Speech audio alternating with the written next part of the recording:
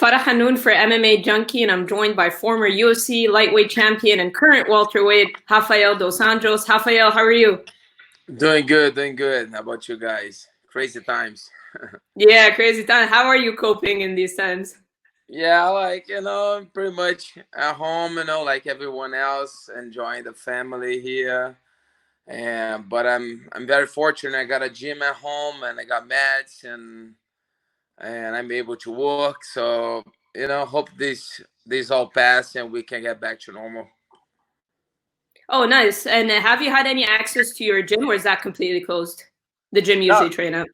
that's yeah, the gym that I train, Ruka, it's all closed, but I have a place here. I have a place at home. See, that's my garage. Oh, So wow. Okay. I have the whole setup here on the wall, and I have everything here. So I have once in a while I have guys coming over here to do some training, and that's it. Okay, so you're perfectly set up. That's good. I saw you throw your name in the hat kind of for the April 18 card, saying that you wanted to fight, that you were down to fight Woodley. Did you contact the UFC? Was this something that was actually possible and feasible, or was this you just kind of throwing your name in the hat?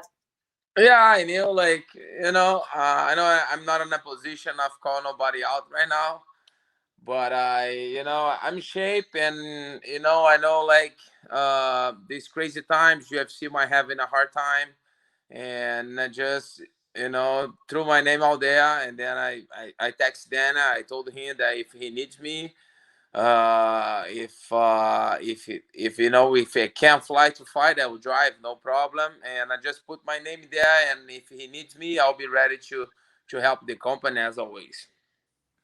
Okay, very nice. And because now, obviously, Habib Ferguson is not going to happen, and I don't know, or it's on off, but it seems like it's off right now. I don't know what they're going to do with the card. They're still obviously trying to work on something for April 18. We've heard Francis Ngannou might fight. So you'd be willing to fight? You'd be ready? So you let the UFC know that if they find you an opponent for that date, that you'd be willing to compete on April 18? Yeah, I already let Dana know. I would. I can jump in to fight anybody. 170 pounds, and I'm in shape. I'm training, and like I if the opportunity came up, if the opportunity present to me, I'll be ready to take it. All right, and before we go to like what you want next and stuff, let's just revisit your last fight. Obviously, didn't go your way. Last couple of fights haven't gone your way, but you're competitive. You're doing well in those fights. It's not like you're getting knocked out or anything like that. What would you attribute those losses to? What do you feel like has went wrong in your last couple of fights? Yeah, on my last fight, it's Chiesa did a great job. He's a tough guy, nice guy though, but like that wasn't. I fought so bad. I did something bad on my weight cut. I decided to cut the rest of the weight, like the rest of the 8 pounds that I had.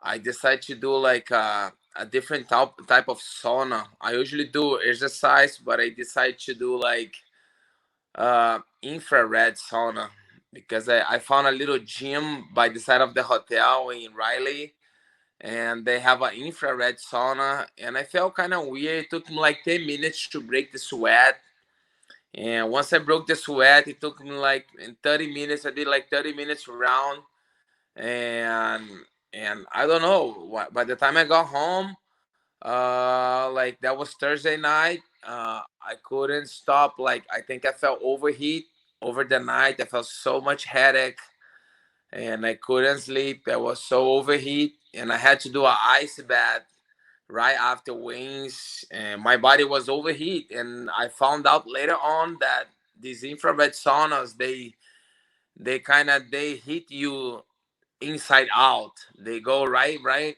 on the middle of your cells, and they heat from inside out. So I felt I don't feel, I go 5 rounds with no problem. But for that fight, after the first round, I was pretty much done. I had no energy. That was pretty weird, and I think that was that infrared sauna that messed me up. Okay, interesting. But And what's your like cut? Yeah. credit to Chiesa. I don't want to try to make any excuses, but um, I haven't thought about it. I don't like to make excuses, but that was, like everybody saw I was done after the first round. I was so tired, I didn't got the energy. And what's the cut to 170 usually like for you? I know you made the move up because 55 was kind of tough on your body, and you felt it, especially in that fight with Eddie Alvarez, right? That I would say that was one of your worst cuts. But what is the cut to 170 like? Is it usually a big cut for you? Yeah, it's not a big cut. I usually walk it around like 195, but fight week I'm 185. So I'm trying to, to do a different type of dieting right now. I want to do my whole fight camp at 185, between that weight range. Because usually I go through the fight camp with the 192, 190 pounds. But I'm going to try to change things. I'm going to try to stay lower, harder on the diet before I get to fight camp. And but it's not easy, but compared to 155, like week, it's a drastic weight cut. Do you mind repeating that last part? You cut up a little bit. So you're saying that you're hoping to kind of walk around at a lighter weight. What's your diet usually like, and what changes do you feel like you want to make? And you work with a nutritionist usually.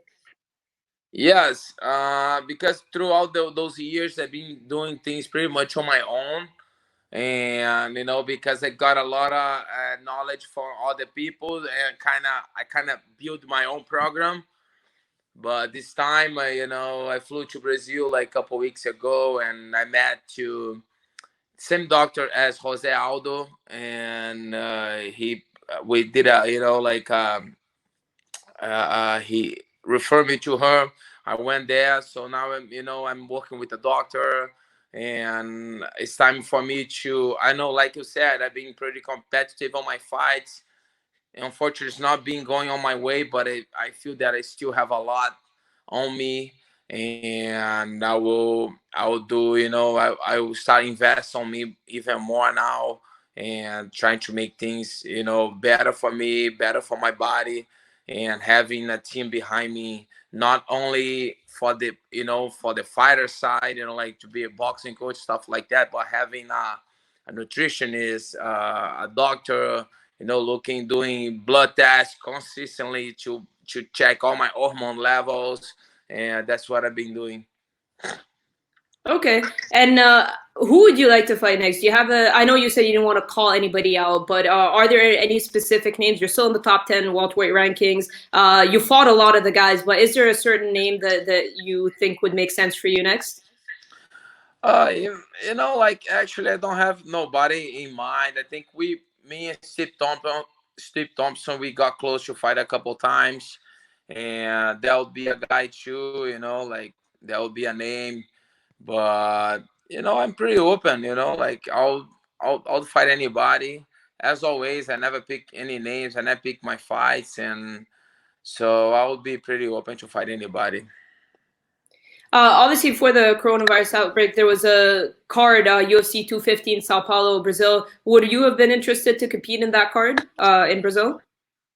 Oh yeah, like that was my plan when I was in Brazil. Every like I got back from Brazil, I started getting back in shape, and I started training, and so I had a goal to fight on that card. I haven't fought in Brazil in a long time, but unfortunately, it looks like it's not gonna happen. But maybe still can happen, but we never know. I'll be ready. So we still like 5 weeks away, 5 6 weeks away. If it happens, I would. I even asked Sean too. I asked Sean Shelby too to put me on that card, but I haven't heard from them. Okay, and when you look at your past opponents, wins or losses, is there any fight that you want to run back? Because you look at a lot of your wins at lightweight, a lot of those guys are competing at 170, or like Anthony Pettis, Nate Diaz. A lot of those guys have moved up in weight and fought at 170 as well. Is there any particular fight, wins or losses that you would want to run back? Yeah, I think a fight with Anthony Pettis would make sense. I'm not even gonna main Diaz because I think he has different guys on his radar. You know, like I don't think he I don't think he wanna fight me. I don't think I'll be the guy that he wanna fight. Even that I beat him in the past, I don't think he wanted that fight again. It's such bad matchup for him. But I think another fight that makes sense could be Anthony Pettis too, since I took the title from him. And after he beat Steve Thompson, he called out my name, and that would be a fight that will be open to. If I Uh, could, I would like to fight all the guys that I fought in the past that beat me on the past. I would like to run back again, Tony, all those guys. But we'll see. Maybe it can happen one day. Cool, and I'll leave you with one more question because I know you need to run. How do you see the fight between Masvidal and Kamaru Usman if it happens? Because it seems like that's the next fight for Kamaru. How do you see that fight playing out? Yeah, I think Kamaru's game is a very,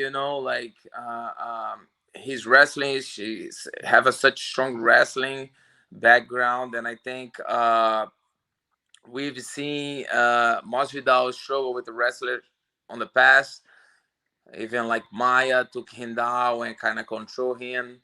And I think I have Usman winning that fight. I think Usman have a better, like Masvidal. Don't get me wrong, he's dangerous too. He's been on fire. He's been in a good two good win streak, three good win streak. But I think Usman is a better man.